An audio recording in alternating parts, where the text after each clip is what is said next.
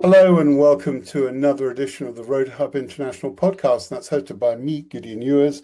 I'm the editor at RotorHub International. Today, I'm joined by Jeremy Green and Elio Sicheri from Hayward Green. Now, Hayward Green are right up there in the parts supply arena.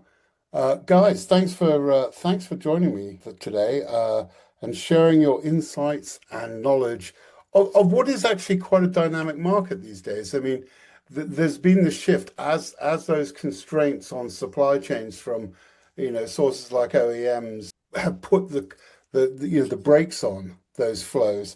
Things have changed quite a bit.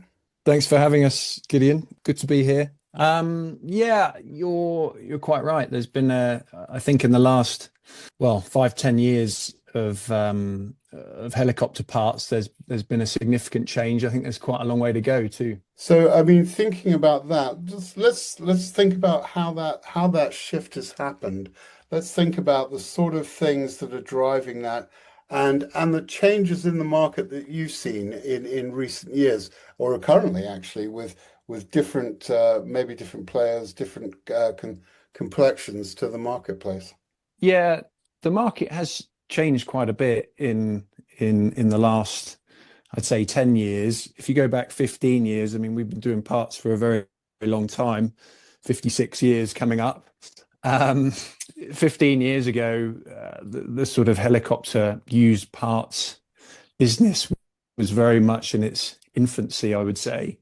We as a company, ironically, were probably much more exposed to the commercial parts, fixed wing parts business at that point in time, which has always led, I would say, by about 10 years in terms of its customer support, availability of parts in the aftermarket, and financing. And by financing, I mean sort of external financing. A lot of money has flown into that commercial parts market space over the last 10 or 15 years. And it's not quite there in the helicopter world yet, which is quite nice.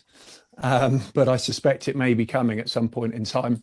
But the bottom line is it's a good thing, because parts companies tend to be very good at parts and 100% focused on it.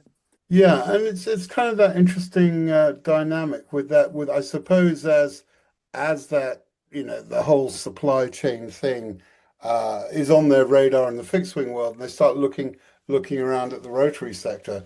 I know that I had a conversation with the CEO of a certain engine OEM, and he was saying that they didn't really expect to see much slackening in the constraints, although they're trying to overcome it, much slackening in the constraints in the supply chain till at least the back end of 2027. So, I mean, it's still out there a couple of years, really, isn't it? So I guess that would be something that would drive not necessarily new entrants, but new financing into the parts market.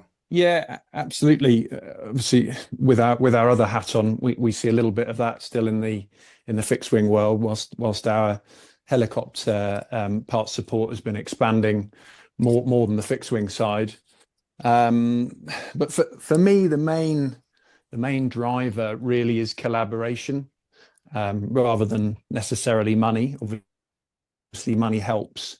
And there's a few companies out there now which are sort of tapping into that. From our side, we never really got into that. We prefer to have control over our own destiny, so to speak. But yeah, the real driver for us as a business is collaboration with the OEMs, and that is something which is starting to happen and is actually quite exciting, because the ultimate goal of everybody in this industry, in this parts industry, is or should be to keep the operators flying and flying profitably. And collaboration with the major airframers, Leonardo, Airbus, Sikorsky, Bell, etc., is very important, I think, for parts companies, because at the end of the day, the parts companies, and there are a number of reputable parts companies out there in the world, as I'm sure your listeners will know, the ability to get material repaired in accordance with the OEM or an OEM approved facility is absolutely key. And that's starting to happen now. And that didn't happen 15, 20 years ago. I think aftermarket parts companies were actually seen as almost a dirty word. But let's think about a little bit about with those demand for aircraft growing and more aircraft needing more and more parts and all those things. Surely then, as aircraft are retained to keep in service because they're still financially viable. Are you seeing a constraint on aircraft available? I mean, I know you had a big buy of aircraft earlier this year. I think it was 13 of them. But aside from that, are you seeing any strictures on supply of aircraft for part out? From the supply side, I would say yes, slightly. It's a funny thing to say, having acquired, I don't know, 16, 17 aircraft this year, Elio. I can't remember the exact figures. You have it all written down. Yeah, we've done 16 aircraft in the last 12 months now. I'd say historically in sort of the last 12 to 24 months, we did see a big shortage on the supply of sort of part out candidates, I would say. As you say, Gideon, parts are getting harder, older fleets are flying for longer, and it's keeping the value of those aircraft up. So we did see a shortage of part out candidate aircraft for a couple of years. But I'd say since January time, back end of last year, we've seen far more opportunity than I'd say sort of since the start of COVID, really. Jeremy, if you'd agree. Yeah, COVID was a bit of a funny time, for sure, for everybody. But I guess there's a natural synergy with new aircraft starting to get delivered now.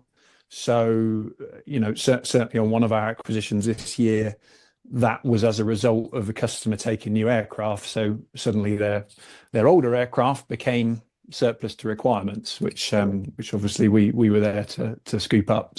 So that helps. And you imagine that those backlogs are still out there. I mean, I think Airbus, thinking back to, I did a story on their third quarter results only a couple of days ago, so I should have this in my head. Yeah, I think their backlog is still is somewhere just under 1,000 aircraft. So it's still significant, wow. Isn't it? It's even though their ambitions are to see those delivery rates and production rates rise.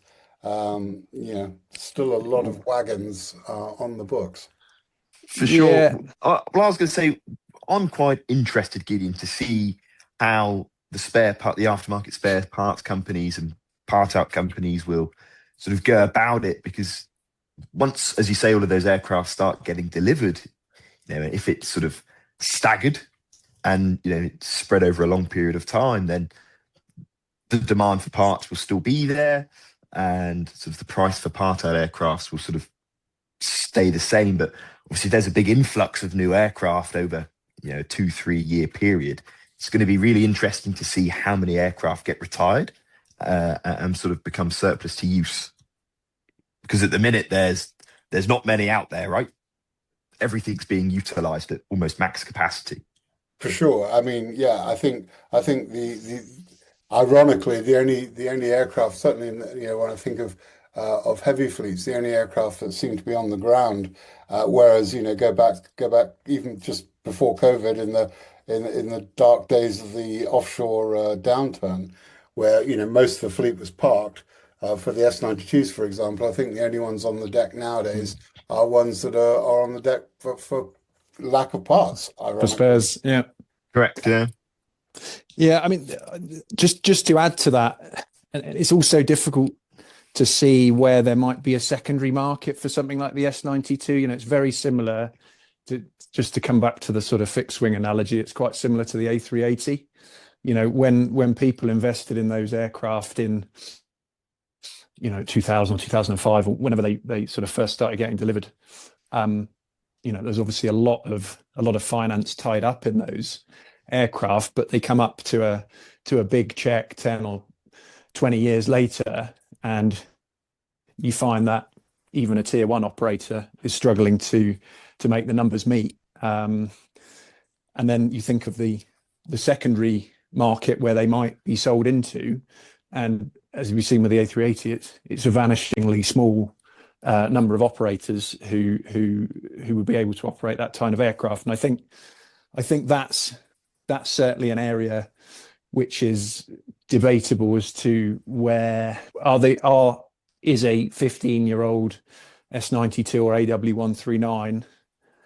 139 is maybe a slightly different example. It's been highly commercially successful, but with the 92, are there going to be people running them on a secondary market? I'm not sure. Until the parts costs come down and the running costs come down, it's a difficult one. I would urge you to read the December-January edition of RotorHub International, where Grace Hardy is exploring that very question. Excellent. Yeah. So no, it is an interesting thing. What happens in terms of second life and even third life with some of these older airframes? Yeah, I mean, we just to add to that, we were offered what you would probably say is a third life aircraft.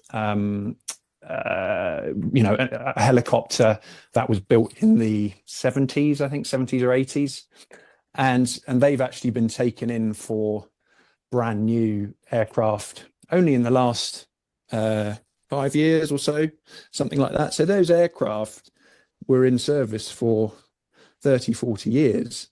But now they've, we were asked if we wanted to buy this fleet of aircraft, and we sort of thinking, well, no, it's gone. There's no market left. No market. There's 2 generations behind that type of helicopter. You might have some funny countries in some distant, far-flung parts of the world which might just run it until it dies. But yeah, it's certainly an unusual situation. I mean, it's one of those interesting things, not calling the 109, because I'm very fond of 109s, an arcane aircraft. They're still doing fine stuff and rolling off the lines. But you guys have built quite a rep with parts for the 109s, haven't you? The 109 was sort of pretty much the first aircraft we parted out 12, 15 years ago when we done the Belgian Army 109 BAs. And ever since then, Gideon, we've created ourselves a good reputation in the industry for 109 spares. There's not really much inventory out there. And since then, we've always been sort of building our inventory and our support on there. As Jeremy was saying earlier on, partnerships with the OEM and the manufacturers, the 109 market and the manufacturers of subcomponents of that aircraft, we've really built a strong relationship with. Now, the 109 is a bit of an interesting market in the sense that commercially, it's sort of decreasing in sort of Europe for sure. Not many air ambulances are flying them, especially in the UK. I think there's 2 or 3 in Europe. They're still there, but they're sort of primarily on the F model and moving over to sort of the Airbus fleet. Now, with our sort of acquisition of this big bang of 13 aircraft, we're really hoping to prolong the life of them.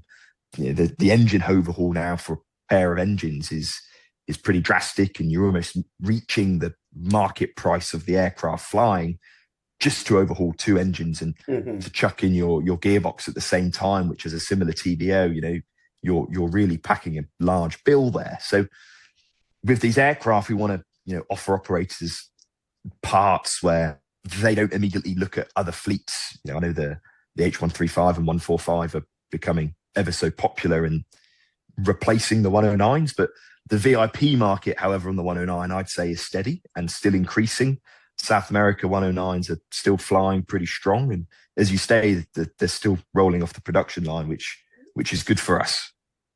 For sure. I mean, actually thinking about it, I'm going off a bit in the left field here, but I think one of the other things which probably bears some examination is, the whole sustainability question. We have all these pressures in the industry at the moment talking about how does aviation become more sustainable. And you raised that point just now, Jeremy, of, an aircraft built, 30, 40 years ago, and its life cycle.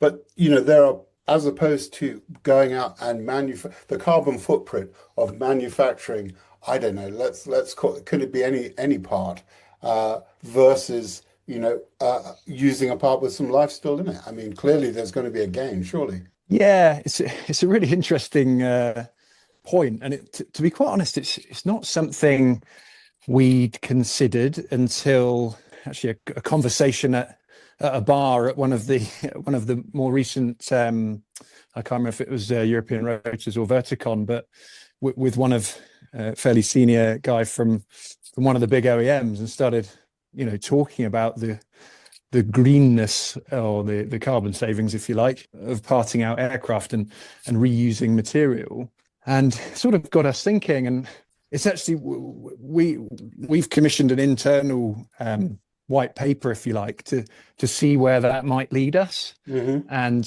we've been doing parts for 56 years and have got an awful lot of them in our various warehouses.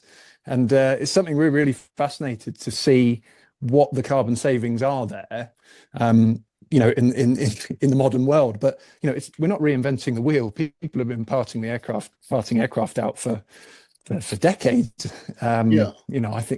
I think our first one we did probably in the late 80s, something like that. I think it was a Boeing, was it 720 or something like that. But so obviously, the world was a different place back then. People weren't so concerned about climate change, etc. But obviously, we know that's a completely different thing now.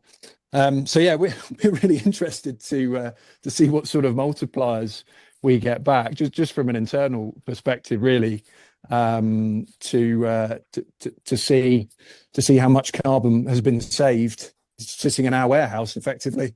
So we shall see. We'll report back to you on that, Gideon, if you like. Yeah, it would be a fascinating thing to quantify, because we as an industry, both rotary and fixed wing, we do take all this heat, as being the ogre in the corner, or the Grinch, or whatever.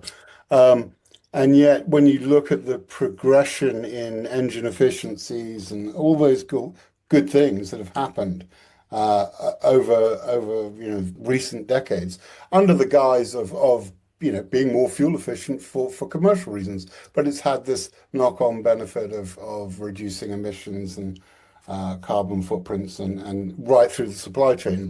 Burn less fuel, need less fuel. That kind of thing. So it's one of those debates, I think, that it bears examination from as many directions as possible. So there's probably going to be an article at some point in the coming year then.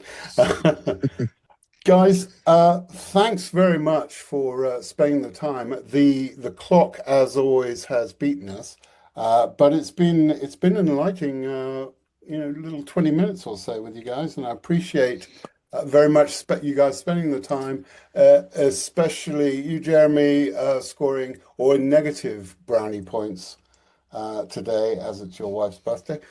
But do pass on our very best wishes to her on her special day, and thanks for spending the time.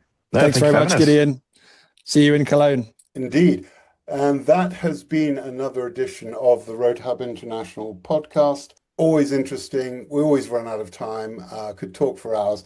As the guys mentioned, coming up is European Rotors in Cologne. And of course, the entire RotorHub International team will be there, producing not only the show dailies, keeping up to date with all the show news, but also a daily podcast and, of course, the news feed. Until then, fly safe, keep the blue side up.